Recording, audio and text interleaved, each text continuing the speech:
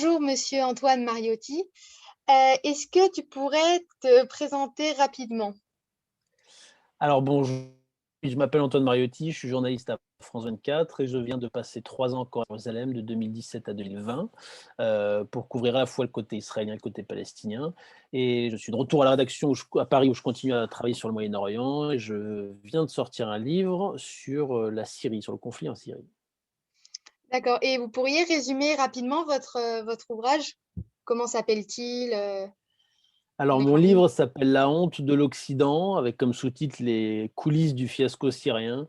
C'est une enquête où j'ai été interrogé, pas des experts, mais uniquement des acteurs de ce conflit, que ce soit des Syriens, du régime de l'opposition, que ce soit des Français, des Américains, des Russes, un peu d'Iraniens aussi, des Turcs, des Anglais, pour pouvoir essayer de raconter ce qui s'est passé à certains moments précis ces 10 dernières années et d'expliquer pourquoi la Syrie en est là aujourd'hui et dans cette situation si désastreuse et pourquoi finalement Bachar al-Assad, dont on nous promettait la chute imminente, dans une poignée de semaines il y a, 10 ans, est toujours là finalement. D'accord, très bien. Et concernant le conflit plus particulièrement israélo-palestinien, est-ce que vous pourriez me dire comment se passe la cohabitation donc entre Israéliens et Palestiniens?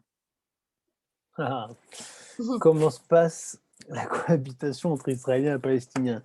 Elle se passe difficilement.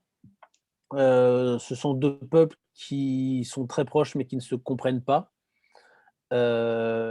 qui sont très proches géographiquement aussi, mais qui ne se croisent pas, et c'est extrêmement compliqué. Alors, pour compliquer encore un peu plus la chose, il y a, les Palestiniens qui vivent en Cisjordanie, avec une certaine liberté, disons. Il y a les Palestiniens qui vivent, dans la bande de Gaza, Ouais, avec beaucoup moins de liberté parce qu'ils sont dans une cage à ciel ouvert finalement. Et puis vous avez, ceux que certains appellent des Palestiniens ou pas, mais ceux qui sont des descendants, de Palestiniens qui n'ont pas fui au moment de la guerre et au moment où Israël a été créé et qui sont restés sur ce qui est aujourd'hui le territoire israélien et donc que l'on appelle souvent des Arabes israéliens. Certains d'entre eux se définissent comme arabes israéliens, comme israéliens, certains d'entre eux se définissent comme palestiniens et refusent le mot israélien. Ça représente tout de même 20 de la population israélienne aujourd'hui. Alors évidemment, ce sont 3 situations très différentes. Ceux qui sont dans la bande de Gaza, il n'y a pas le moindre contact avec, les Israéliens, sauf quand, ils vont manifester à la frontière pour jeter des cailloux et que les autres, les soldats israéliens leur tirent dessus, soit au gaz lacrymogène, soit à balles réelles. Il y a eu beaucoup ouais. d'amputations et beaucoup de genoux touchés, ces dernières années. Donc c'est le seul moment où ils se voient. Évidemment, il y a aussi de temps en temps des roquettes tirées par les mouvements, islamistes du Hamas et du Djihad islamique depuis la bande de Gaza vers Israël. Mais c'est pas une interaction, où ils se voient.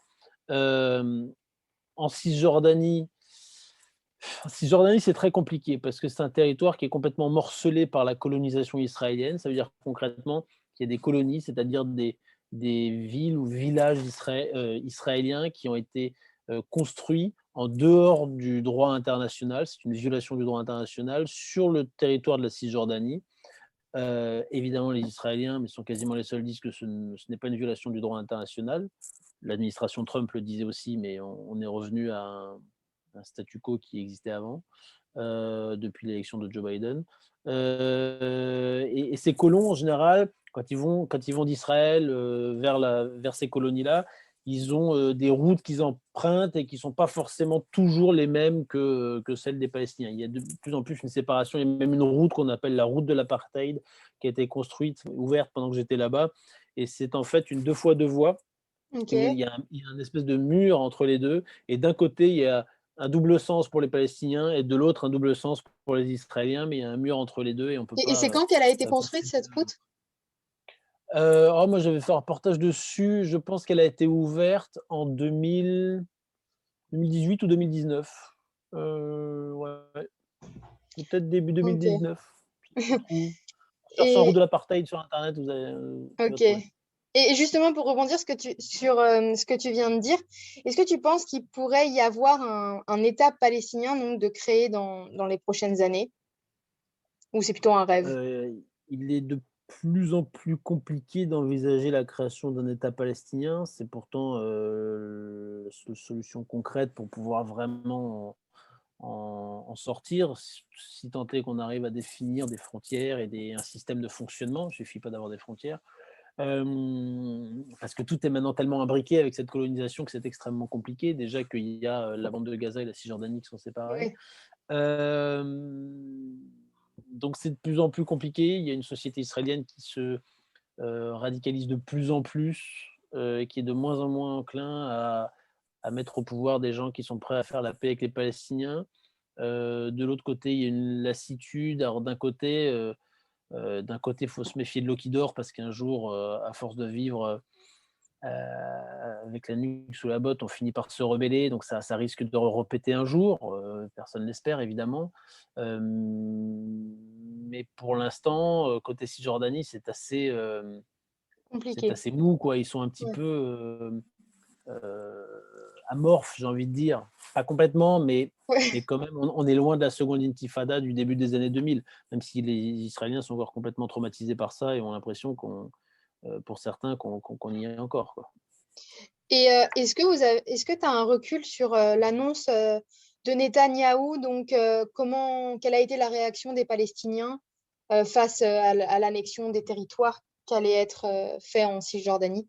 Quand il l'a annoncé, il y a eu une levée de bouclier. Il y a eu une levée de bouclier aussi euh, euh, des pays étrangers. Je me rappelle qu'il y a eu justement à Jéricho une manifestation organisée par Saeb Erekat, qui est mort il y a quelques mois, mais qui était le négociateur en chef de l'autorité palestinienne depuis des années et des années, qui était aussi le secrétaire général de l'OLP, donc l'Organisation de libération de la Palestine. Et il avait rassemblé des diplomates de pays européens. Il y avait l'envoyé spécial de l'ONU qui était là, qui a parlé à la tribune. Il y avait l'ambassadeur russe aussi. Donc plein d'ambassadeurs pour montrer que la communauté internationale, dans sa quasi-totalité, était contre cette annexion et qu'il s'agissait de terres palestiniennes et qu'il n'y avait aucune raison qu'elles deviennent israéliennes par la force. Euh, donc il y a eu une levée de bouclier et ça, on était toute fin juillet où il disait qu'à partir du fin juin, pardon, 2020, et il disait qu'à partir du 1er juillet, il pouvait procéder à cette annexion. Ils ne l'ont pas fait. Début août, vers le 10 août, si ma mémoire est bonne, il y a les Émirats arabes unis qui ont annoncé qu'ils normalisaient leurs relations. Donc, ils ouvraient des relations diplomatiques ouvertes, formelles avec Israël. Et les Émiriens affirment qu'en échange, Netanyahou repousse ses projets d'annexion. Jusqu'à quand? Au début, ils ont Ouais. dit annuler. Netanyahou a dit non, non, c'est juste repoussé. Et les Émiriens ont dit oui, bon, bah, évidemment, rien n'est jamais définitif dans la vie. Donc, les pauvres Ouais. Palestiniens, ils n'étaient pas très contents. Ok. Et sinon, enfin, est-ce que les Palestiniens, ils ont la qualité de vie, on va dire, comparée aux Palestiniens, Israéliens, est-ce que réellement les Palestiniens ont une moins bonne, par exemple, qualité d'accès à l'eau, Euh, d'alimentation, d'éducation?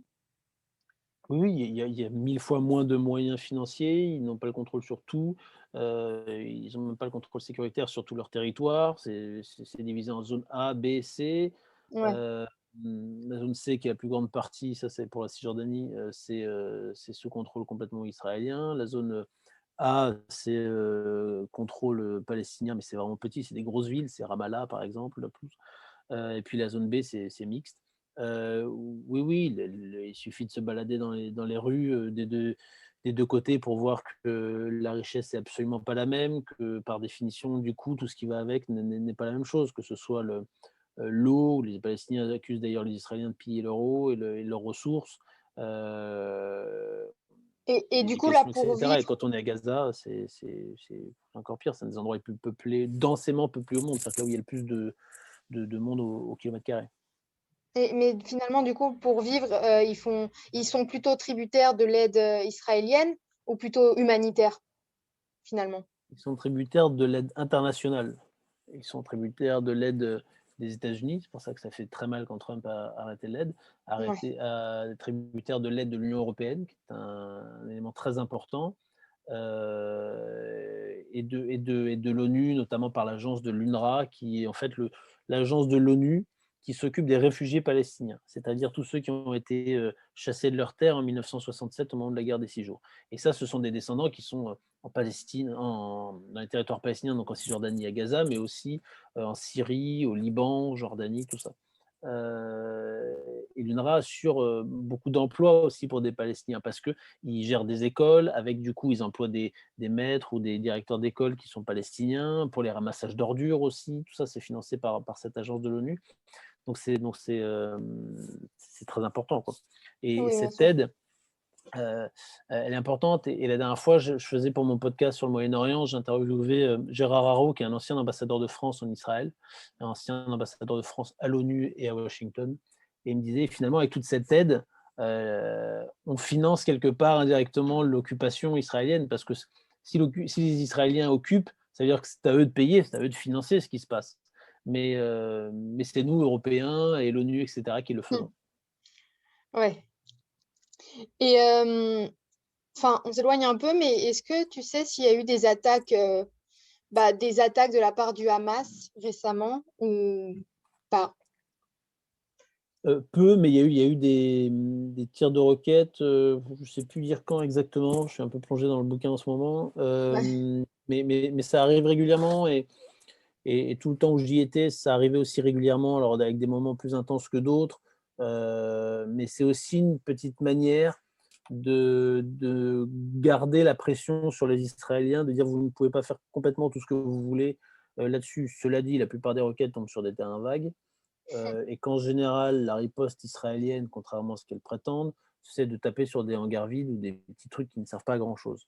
Parce que s'ils frappaient à chaque fois, quand ils disent on a frappé tel poste de commandement, non, moi je suis allé parfois le lendemain parce que j'étais dans ma chambre d'hôtel et je voyais les missiles tomber. On y allait le lendemain matin, ils disaient qu'ils avaient détruit tel poste de commandement et en fait c'était la guérite du gardien qui était juste à côté. Donc c'était histoire de dire on sait où vous êtes, on vous détruit une partie, mais jouez pas trop au con avec nous, ne poussez pas trop parce qu'on peut frapper 10 mètres à côté. Dans ce cas-là, vous savez très bien que ça frappe. Ok.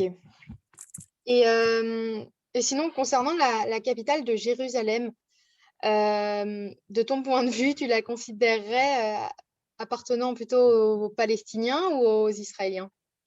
Même Tu veux que j'ai si... des problèmes, toi.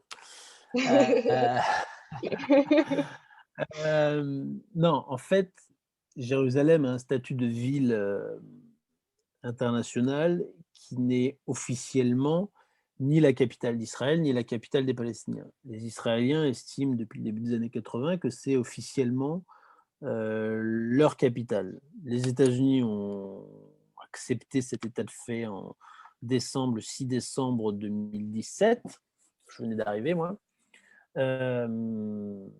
Aujourd'hui, Biden a dit qu'il n'allait pas revenir en arrière là-dessus, que ce serait un désaveu important, mais qu'il allait rééquilibrer l'ensemble de la politique américaine dans la région et dans ce conflit en particulier. C'est pour l'instant de facto une capitale pour les Israéliens dans le sens où c'est eux qui en ont le contrôle.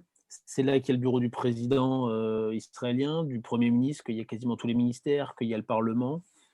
Oui, oui. Donc, de facto, oui, et surtout que dès qu'il y a une visite étrangère, de dignitaires étrangers, de chefs d'État, de ministres ou autres, ils ne vont pas rencontrer des gens à Tel Aviv. Ils viennent rencontrer des gens où? Les Israéliens, à Jérusalem. Donc de facto, oui, c'est une capitale. Mais la partie ouest de Jérusalem est une capitale. La partie est est vraiment peuplée de Palestiniens et pourrait, dans l'avenir, devenir la capitale d'un potentiel État palestinien. C'est en tout cas ce que souhaitent la plupart des membres de la communauté internationale.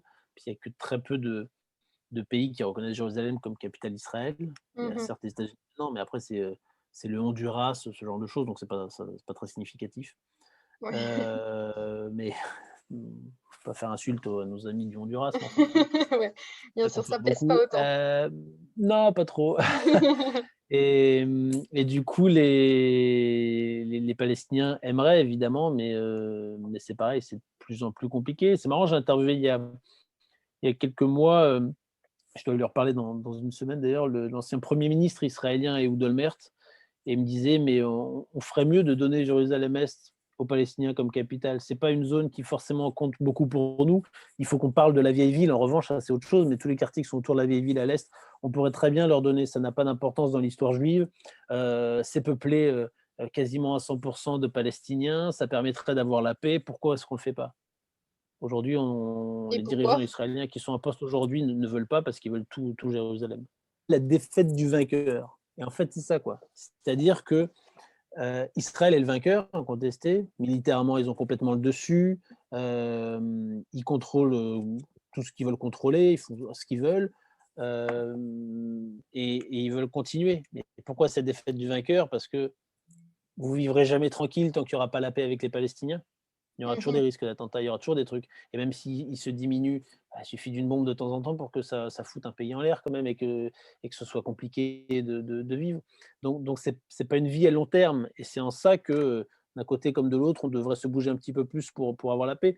Malheureusement, on voit bien que tant qu'il y aura Benyamin Netanyahou d'un côté et Mahmoud Abbas de l'autre, parce que les Palestiniens ne sont pas blanc-bleu non plus, il n'y aura pas de paix parce que ça n'avance pas. Ils ne cherchent même pas d'ailleurs à réellement négocier. À quel moment pendant les 3 ans où j'ai été sur place, ils ont dit: «Bon allez, on essaye de vraiment négocier» et l'autre a dit: «Non». C'est même pas arrivé. On sait très bien que si ils sont trop campés sur leur position et plus ça va, plus les Israéliens essaient de grignoter, d'avoir de plus en plus de colonies pour que de plus en plus un État palestinien neutre, uni ne puisse pas exister.